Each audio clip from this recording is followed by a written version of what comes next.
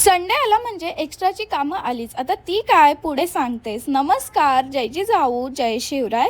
तर मी Saturday नाईटलाच planning करून झोपले होते की मला नेक्स्ट डे काय करायचं आहे.